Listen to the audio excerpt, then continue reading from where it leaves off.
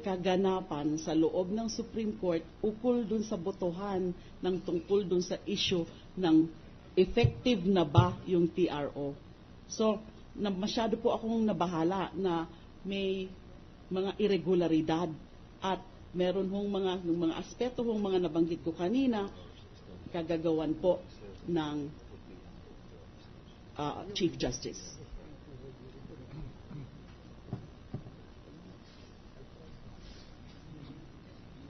Meron lang akong tanongin na, Madam Secretary. Yes, sir.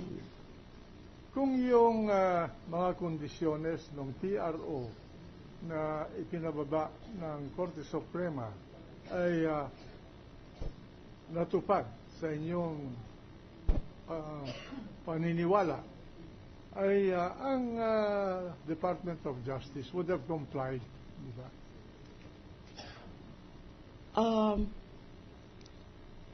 Ganito po, I beg your indulgence, Your Honor, but I think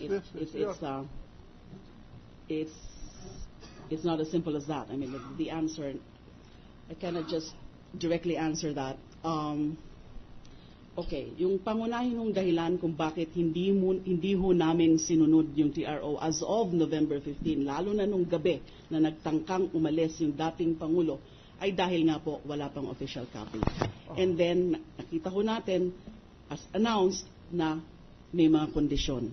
Now, sinabi ko rin po na nagulat ho nga kasi kami dun sa TRO because hindi namin po hindi ho namin expected na mag-i-issue ng TRO na bibigyan muna dapat kami ng pagkakataon na i-explain kung bakit ayaw naming payagan yung dating Pangulo na makaalis ng bansa. So ang sabi ko, we have to file a motion for reconsideration para maintindihan ng Korte Suprema yung mga naging dahilan kung bakit ayaw nating payagan yung dating Pangulo. So, sa pananaw ko po, pending the disposition or the resolution of the motion for reconsideration, which was eventually denied by the Supreme Court on November 18, ay dapat po hindi na muna i-recognize yung TRO. Yun po ang naging position ko. I will put it this way, so that I just want to clear all of these vague portions of this whole thing. If, and I'm asking a hypothetical question. Yes, sir. If the TRO was served on the Department of Justice, being a necessary party, and if the conditions when the TRO was served had already been complied, would the Department of Justice have respected the TRO? Maybe or maybe not. Your Honor, ang pananaw ko po kasi is that yung TRO po ay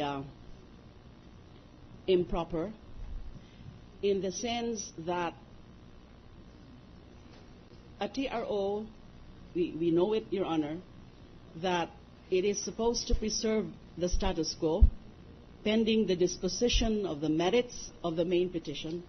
It is supposed to prevent something or to prevent the issues involved in the main petition from being moot and academic or rendered ineffectual.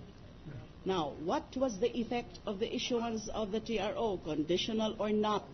It had the effect of rendering the disposition of the main petition, well, illusory or ineffectual because it is as if you granted already the petition. Because the main issue really is, should we allow the former president to leave the country despite the pendency of these big cases against her? So nung pinayagan na po ng Korte Suprema na makaalis, ano pa po ba ang pag-uusapan natin? Parang na-preempt na yung magiging desisyon ng Korte Suprema. To me, Your Honors, in all honesty and based on my understanding of the law and the rules, hindi po yan ang function or office ng TRO. You would have taken the steps to ask for a motion for reconsideration in Exactly. order to really re-argue the necessity for a TRO and its effect. Yes, Your Honor. That is why I immediately directed or requested the Office of the Solicitor General to file the urgent motion for reconsideration, which, as I said earlier, was denied in the subsequent session in November 18. Dinenay po yung aming motion for reconsideration. But on November 18 po, tamang-tama po, nagkaroon na ng resolution yung COMELEC dun sa electoral sabotage case, at ito ay final sa RTC Pasay at na-raffle nung bandang tanghali po siguro yon or after lunch, before lunch, noontime of November 18, at na-raffle kay Judge Mupas, at nung mga bandang hapon po ay nakapagpalabas na si Judge Mupas ng warrant of arrest, and therefore naging moot and academic po yung usapin ng TRO dun sa consolidated cases before the Supreme Court. But outside of all of this narrated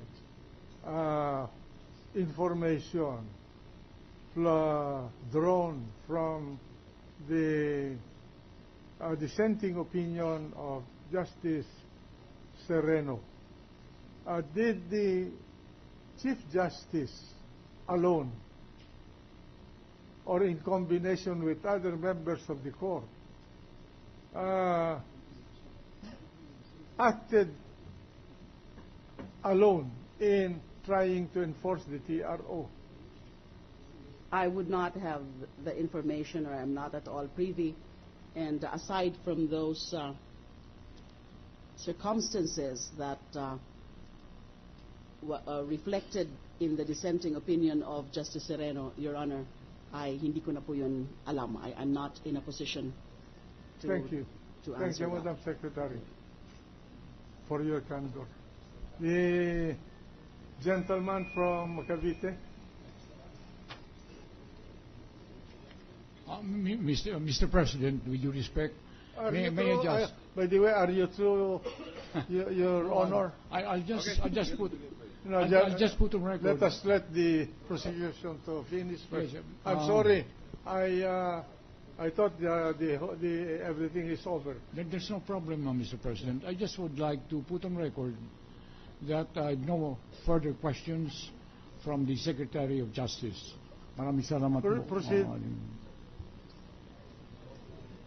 I have no more questions. You have no more questions? For now, I have no more questions. We are closing the direct examination You of are the witness. closing the direct. Yes, that's correct, All Mr. right. President. May I recognize now the gentleman from Cavite? Thank you very much, Mr. President. Madam Secretary, pakiulit nga po ulit kung kailan nyo in-issue itong WLO. Tatlo po yung inisyu ko, August, September, and October. Yung pinakahuli po ay October 27. Meron ho bang humiling para ma-issue nyo ang WLO na to? Wala po. I did it motu proprio, So, wala. pursuant to the provisions of Circular Number 41. So wala pong umorder from Malacanang para ilabas nyo itong WLO na ito? Wala po. Ayon po sa inyo, ang nagbigay sa inyo ng kapangyarihan ay ang Circular Number 41 na pinirmahan ni Secretary Agra. Tama po ba? Yes, Your Honor. Okay. So ang circular ay gawa din ng DOJ. Yes, Your Honor. Napirmado o inisyu ni former Secretary Agra. Hindi ito batas.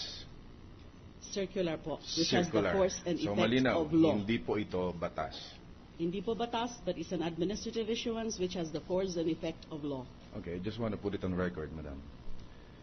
Kailan nyo po ulit natanggap ang TRO ng Korte Suprema? Nung umaga po ng November 16, specifically at 8:25 in the morning.